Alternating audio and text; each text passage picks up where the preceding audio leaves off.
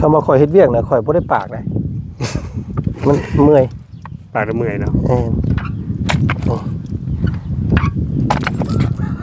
ชวนอันเดียวนึงก็ยังละแกลึเลยละแกลึแปลว่าจะเร็วละแกเมื่อยแห้งโปรจันตอนนั้นคือว่างบดินฮักกับเขามาวางโวยเตียงมาเห็ดเงินนี่โอ้ไทยให้มันแน่นลงไปนี่เพราะว่าเจ้าสิเฮ็ดเฮือนอยู่นี่เด้เนาะสิเอาไปเข้าไปพุ่นเบิดแถวนี้บ่มีคือเก่าเด้นี่พี่น้องเอ้ยเอาเครื่องเดียวป่ะจันเอาลงเครื่องเดียวเอาไปพุ่นเครื่องนึงเลยเอาไว้พี่เครื่องนึงไว้อันเฮ็ดเดินมันเนาะล้อ2ล้ออึ๊บล่าสุดเนาะป่ะจันบ่เชี่ยวเพิ่นเข้ามามื้อเช้านี้โอ้เพิ่นเข้ามาแล้วโดยเพิ่นเข้ามาแจ้งแล้วเพิ่นบอกว่าบ่มีการเคลื่อนย้ายได้ทั้งสิ้นอยู่หม่องเก่าอยู่กับผู้ค้าคือเก่าเพิ่นมอบให้คืนคือเก่าขอแก้ข่าวเด้อขอแก้ข่าวให้เบาเสียงนำเด้อพี่น้องเด้อล่าสุดมื้อเช้านี่เพิ่นเข้ามาบอกแล้วว่าบ่มีการเคลื่อนย้ายคือว่ามอบให้ผู้ค้าคือเก่า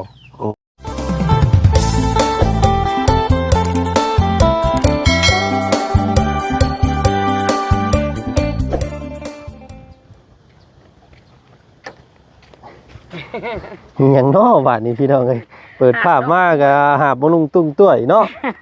โอ้โธ่พี่น้องเลยผู้ใดอยากมีคามาปลูกคาเด้อพี่น้องเด้อเนาะ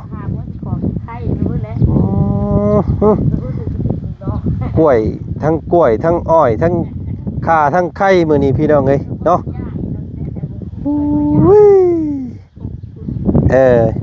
เอาเนาะผู้ใดรู้สึกว่าบ่มีค่าหาปลูกค่าไว้เด้อพี่น้องเด้อเอาน่าสิมีแต่บ่จันบ่มาแต่เช้ามื้อนี้พี่น้องเอ้ยหรือว่าเพิ่นออกไปแล้วมากับพบพ่อกับอ้ายเพิ่นขุดดินขุดดอนอยู่พี่น้องเอ้ยเนาะทางอ้ายอาจสะพร นอนอุ่นบาดนี้พี่น้องบ่นอนหนาวอีกแล้วบาดนี้เนาะเอื้อนก็งามที่ดินมีแต่กองเทินบักใหญ่ๆพี่น้องเอ้ยเนาะ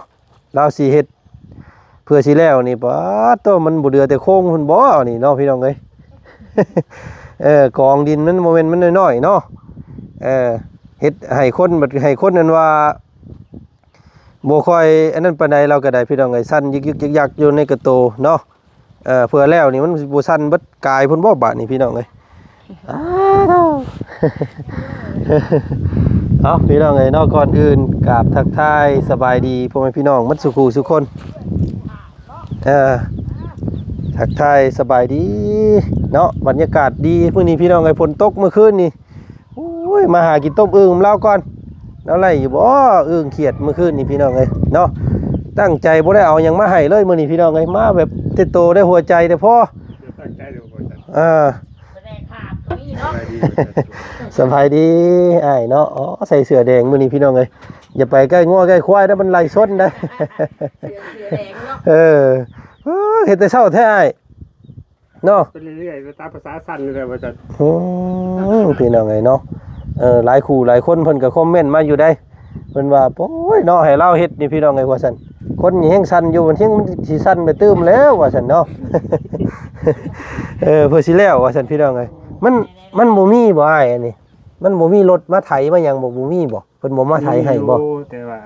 บ่มีเงินจ้างเพิ่นเลยว่าซั่นอ๋อเพิ่นบ่ได้บอกคำหลังนึงเท่าใดอันไถนี่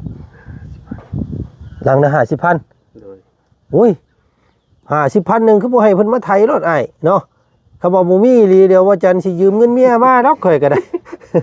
สิหาลอยเงินเมียให้ก็ได้ดอกเนาะโอ้ย50,000นี่แม่ต้องซื้อมานำได้เรามานำแล้วจังว่าให้เราได้ยินนี่นะโอ้ยพี่น้องเอ้ยเนาะโอ้ยอันว่า50,000หลังนึงบ่จันมันที่มันดันมันบ่มีนะดันบ่ได้มันค่าใช่บ่ค่านะก็เลยขนเอามันค่าอันว่าเสาค่าหยังสินะเนาะโอ้ยพี่น้องเอ้ยเฮ็ดได้สบายนี่ความจริงต้องใส่แต่ท่านได้ยึดนี่เนาะเฮาต้องสะตั้งแต่ตอนยังบ่ทันได้ปลูกเรือนพุ่นเนาะคำมันถึกแท้เนาะโดยอันนี้ว่าสิไทยเขาพุ่นบ่สิตำเฮือนน้อยแล้วบาดนี้พี่น้องเอ้ย ข้อไก่ข้อกาแล้วก็มุนมาแล้วว่าซั่นนะเนาะไปมั่งอันนั้นมาบ่เอ่ยเพิ่นเมื่อกี้นี่พี่น้องเอ้ยหัวสิงไข่กับต้นกล้วยเนาะต้นข่าแล้วฮุบหอมมาพี่น้องเอ้ยมาหาปลูกบางทีใหม่บาดนี้เนาะก็โอ้ยจักสิว่าจังได๋ มันปีหุบผึ่งเนาะอ๋อเด้อพี่น้องเอ้ยเนาะอันเพิ่นแนะนำอยู่หลายผู้หลายคนเพิ่นว่าบ่ให้มันขึ้นมาวิดอันนี้เนาะยันปวกขึ้นคือเก่าเพิ่นว่าพี่น้องเอ้ยเพราะว่าฐานมันเฮือนเราเป็นเฮือนไม้เด้เนาะยันปวกขึ้นแล้วก็เป็นห่วงเป็นใยเรื่องมงจูพื้นจูไผบาดนี้เนาะไอ้เนาะยังบ่มียังสิจูอยู่ตารางก็พอดีมันอูดซ้ำอูดหนูเพิ่นได้เนาะนอนอยู่เทิง เอาพี่น้องหลายคู่หลายคนก็โอ้หลังจากลงคลิปไปเมื่อวานนี่เนาะเห็นทางบ่าวเสียงเพิ่นว่าซั่นพี่น้องเนาะประกาศทางอยู่พุ่นแหละได้เนาะตามที่ฮู้ข่าวกันมันนี่แหละพี่น้องก็บ่าวเสียงเพิ่นก็ว่านี่แหละพี่น้องเนาะอันเสาร์นี้เนาะไอ้เนาะเอามื้อนี้ก็สิมาถามทางอ้ายเพิ่นเพิ่มเติมอีกสักก่อนเป็นยังไงพี่น้องเนาะเบิ่งก็เด้อไอ้เด้อ นิบไม้ใส่เจ้ากันพี่น้องเนาะจะเล่าให้มันสุดก่อนเพื่อว่าFCเพิ่นทักมาว่าจังได๋โดย FC เพิ่นก็สิถามมาเสียงพิพากษ์วิจารณ์มาหลายทางหลายแบบได้พี่น้องเนาะFC เพิ่นเว้ามานี่แบบคล้ายๆว่าโอ้ยบางคู่บางคนเพิ่นก็ว่าโอ้ยเนาะมอบให้ทางอ้ายเพิ่นไปแล้วก็บ่อยากให้เอาคืนแล้วว่าซั่นพี่น้องเนาะปะไว้หั่นแหละบางคนอันนี้พี่น้องเนาะบางคู่บางคนเพิ่นก็ว่าโอ้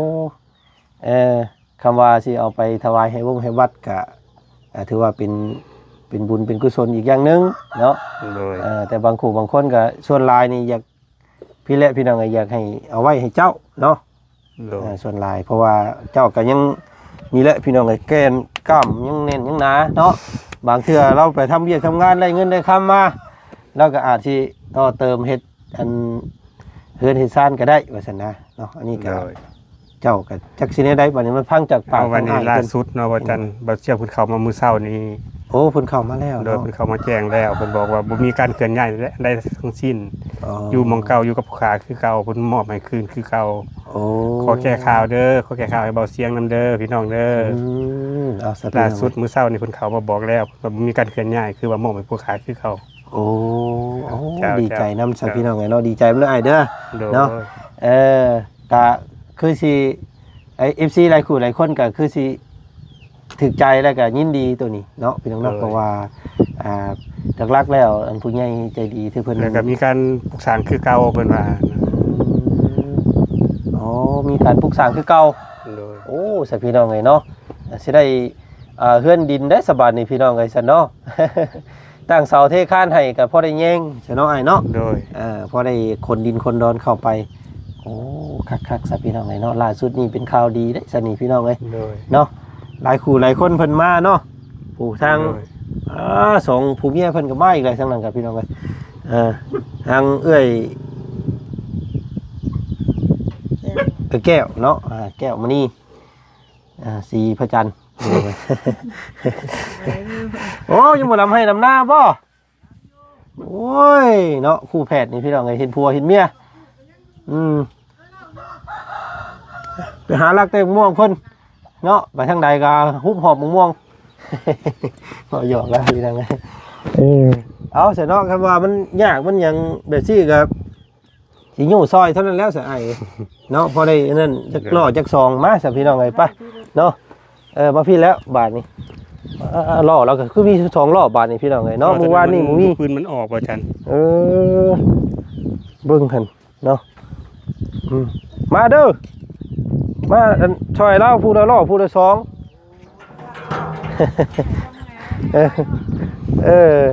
เอาพี่น้องไงเนาะล่าสุดนี่ทางอ้ายเพิ่นว่าทางบ่อเชียงเนาะมาแจ้งข่าวดีคือเก่าเนาะบ่ได้มีการเคลื่อนย้ายใดๆว่าซั่นพี่น้องไงเนาะการปลูกสร้างเรือนซ่านบ้านซ่องก็ดำเนินการคือเก่าว่าซั่นพี่น้องไงเนาะโอ้ยถือว่าเป็นข่าวที่ยินดีได้ดีใจน้ำอ้ายเพิ่นอย่างยิ่งเด้อตัวนี้เนาะบ้านหางอันจระเข้บ่อันนี้โอ้อ้ายเนาะมีบ้านหางจระเข้นำพี่น้องเอ้ยแล้วก็บ้านอัน อันใบหัวเสือกินกับลาบนี่แซ่บได้นี่เนาะปลูกไว้ได้เด้อ โด เดี๋ยวย สิมาขอน้ำ บ้านหางจระเข้อันเอาตัวใดก็อ้ายเอาพี่บ่ เอาดินทรายบ่จันดินเหนียวเนี่ยมันเอาบ่ได้ โอ้ ส่วนบ่ได้ ลำบากได้เนาะโอ้เบิ่งซอยแล้วจักล้อ2ล้อพี่น้องไอ้มาแต่ละเทื่อนั้นยั่วเพิ่นเด้ออ้ายเด้ออย่าเฮ็ดถึกแล้วมื้อนี้แต่ว่าบ่อยากถึกปานใดเพราะว่าบ่อยากเฮ็ดกับข่อยปานใด ไปมาเป็นอยู่แล้วบ่ ไฟมาได้ยั่วยกเว้นข่อยแล้วกัน บ่จันได้นี่บ่จันประเดิมเลยนี่ โอ้แต่ว่าส่วนง่ายอยู่เนาะมันเป็นดินที่ยังแต่ว่าอันว่านี่เล่านี่เด้อนี่พี่น้องก็สิฮักได้เนาะ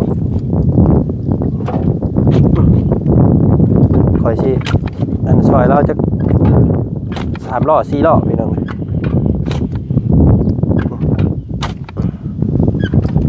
อึ๊บ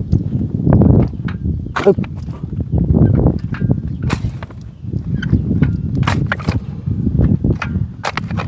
คำว่าข่อยเฮ็ดเวียกนะข่อยบ่ได้ปากนะ มันเมื่อย ปากละเมื่อยเนาะ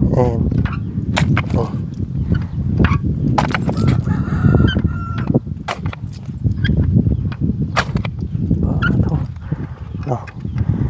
คิดเบิ่งนี่พี่น้องเลยเนาะอันว่ากองหนึ่งโมเมนต์มันน้อยๆเนาะพี่น้องเนาะบ่สิแล้วป้าโตเฮ็ดอีหลีเด้คำว่าสิดันก็ดันบ่ได้ปานนี่พี่น้องเลยสิเฮ็ดแบบนี้บ่ซะอ้ายสิเฮ็ดอันนี้บ่สิเฮ็ดจนมันแล้วเพิ่นบอกแบบนี้นะ โดยค่อยเฮ็ดไป โต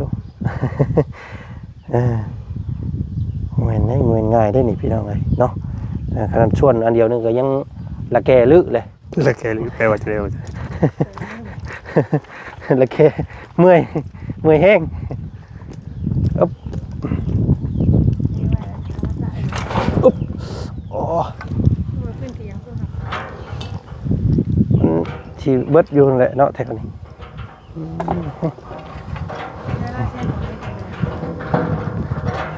ก็สิต่อกันนี่ได้หน่อยเนาะคำบอกปลูกเขื่อนเนาะอ้ายว่าสิมุ่งได้ซะอ้ายก็ว่าสิตั้งบ้านอีกอัน ตามนั่นไว้ว่าต่อกันมานี่ได้ นี่เนาะออกมานี่เนาะ โดย คำว่านั่นก็คือปวดไทยให้มันแถวนี้ให้มันเกลี้ยงเด้อซะอ้ายเนาะ มันบ่มีงบประจันตอนนั้นน่ะคือว่างบดินนี่ฮักกับเขามาวางบ่เตรียมมาเฮ็ดเฮือนนี่ โอ้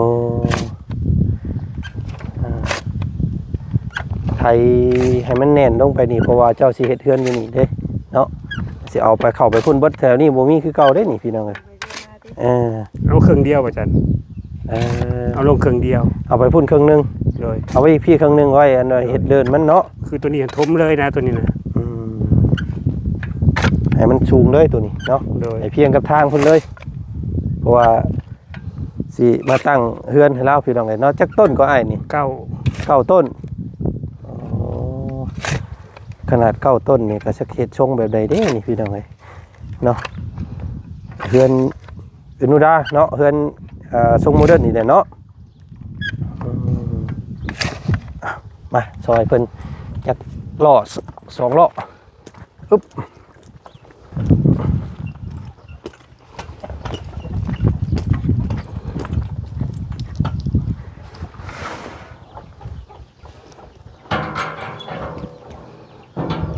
โอ้ฝนกระตกเนาะพี่กับเนาะเมื่อคืนตกอีกยัก2-3เทื่อนี่เจ็บบ่ได้ดินเจ้านี่ส่วนก็ส่วนยากแล้วบาด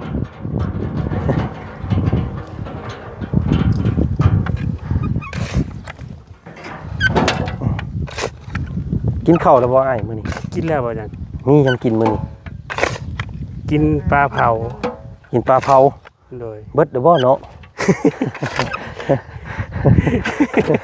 หัวหางนางไม้มันบ่ได้จงไว้บ่ ที่ว่าถามนี่ยังบ่ได้กินข้าวได้เดี๋ยวนี้พี่น้องเอ้ย ว่าสิมาหาลอยกินน้ำเหล้าก่อนว่าซั่นพี่น้องเอ้ยเกียงกบเกียงเขียดเนาะอยู่ไห้อยู่หน้าเหมาะได้พี่น้องเอ้ยเนาะอยู่นาเรานี่เหมาะดีไม่มีหน้าพอ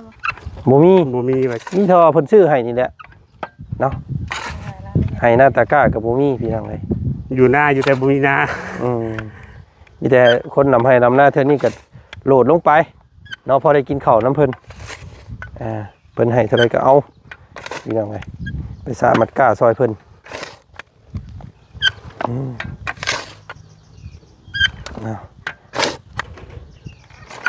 มีอันเดียวนี่อันว่าอันเสียมส่วนเพิ่นก็เนาะ โดย อ้ายพี่น้องเอ้ยเพิ่งแงบอยู่ใกล้สิฮักเลยได้อันนี้ก็ได้ เออมา เอา บา ไว้ ด ใส่ พี่น้องเอ้ยอึ๊บอู้อู้เฮ็ด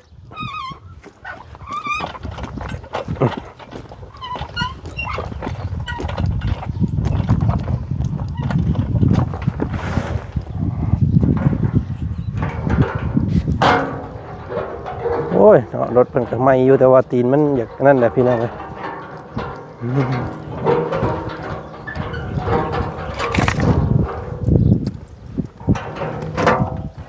เนาะทางบ่อเตียงเพิ่นยังบ่ทันมามื้อนี้เนาะพี่น้องเนาะเพราะว่าทางบ่อจันทร์ก็มีนัดกับเพิ่นอยู่มื้อนี้พี่น้องเอ้ยเนาะเพราะว่าโอ้ถือว่าการสร้างกุศลยันยิ่งใหญ่เลยเด้อตัวนี้พี่น้องเอ้ยเนาะเดี๋ยวถ้าเบิ่งถ้าส้มคลิปหน้าแล้วกันสินัดสมทบพี่น้องเอ้ยกับบ่อเตียงเพิ่นเนาะตัวคอยเฮ็ดไปเด้ออ้ายก็อ้ายเด้อ โดย อย่าไปหักโหมตัวเองได้เลยพี่น้องไงเนาะมือแล้วล่อ2ล่อเที่ยวแล้วล่อ2ล่อก็พอเนาะพักผ่อนน้ำเพราะว่ายันอาการมันกำเริบได้พี่น้องไงเนาะตัวนี้อันเพิ่นว่าเป็นหยังก็อ้ายอันที่ว่าอ้ายสั่นนี่ เป็นโรคพาร์กินสัน อ่ะอิหยังก็ โรคพาร์กินสัน พากินสันไปตรวจครั้งนี้แล้วตัวนี้เนาะหมอ โดย เพิ่นวิจัยมาครั้งนี้แล้วเนาะ โดย แต่ว่าบ่ได้กินหืดกินยาเนาะ กินอยู่ได้บ่ อ๋อเพิ่นมียาให้กินอยู่ มียาให้กินอยู่ เออ ผู้ใหญ่ใจดีทางบริฝากมาให้ พี่น้องกันตัวนั้นแล้วคักข่อย ปะได้ตัวนี้ใช่ไอ้เนาะไปกินข้าวเพราะได้เฮา เอาปลากระปะซะ ปะก่อนไปกินข้าวก็ข่อยเนาะเอิ้นกินข้าวในเล่นข้าวได้อพี่น้องเดินเฮ็ดเวียกเล่นนี้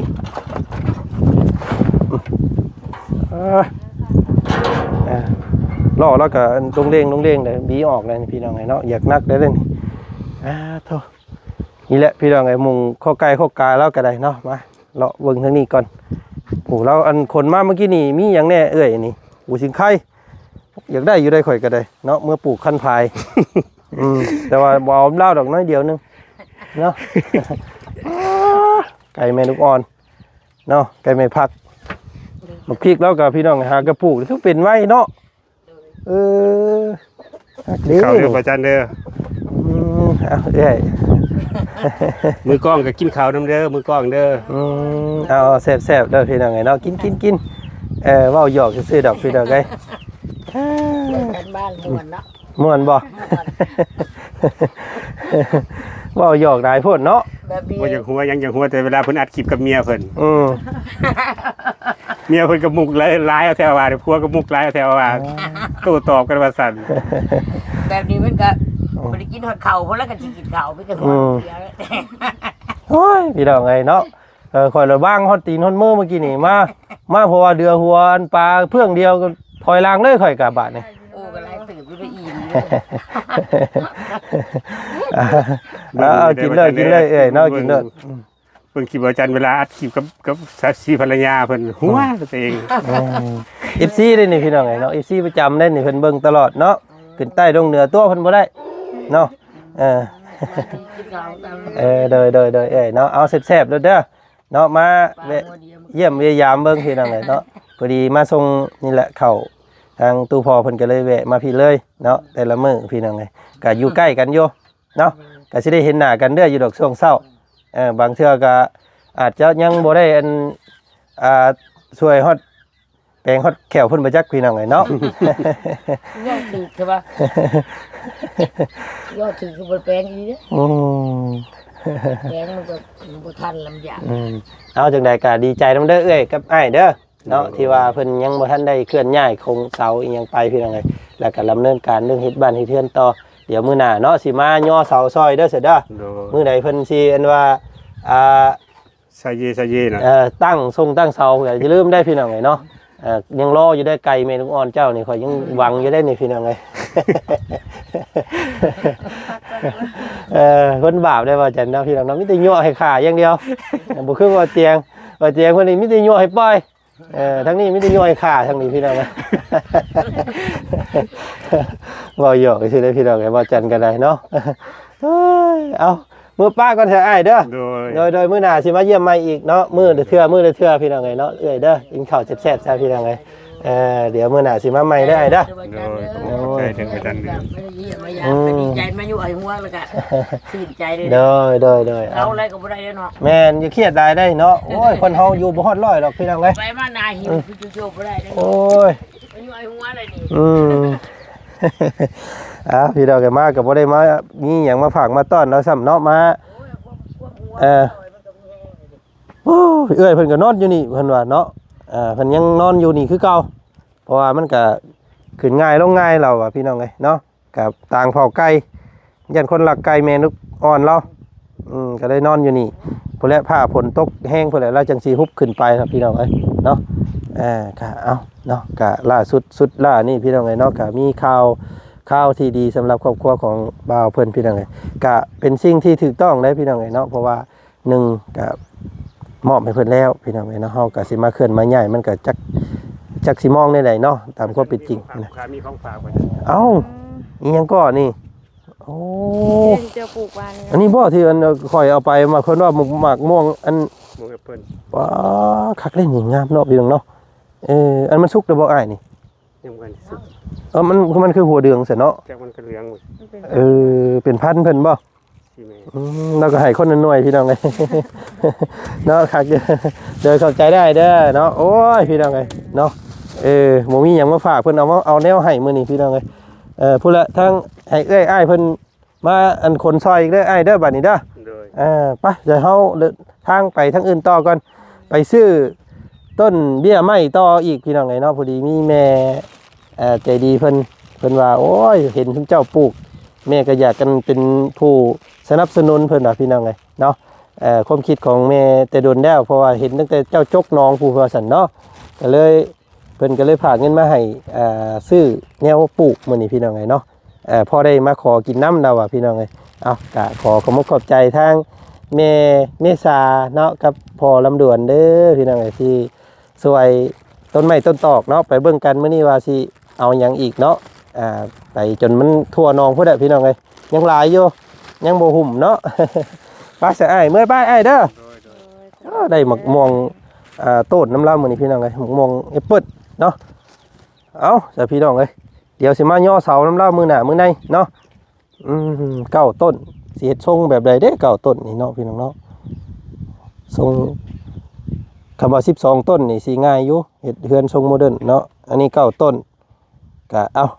เป็นแบบแผนใหม่ของบ่อเสียงเพิ่นอันนี้พี่น้องเลยเนาะติดตามเบิ่งนํกันว่าสิเป็นแบบใดเนาะดีอกดีใจน้ำเล่าพี่น้องเอ้ยเนาะสำหรับคลิปนี้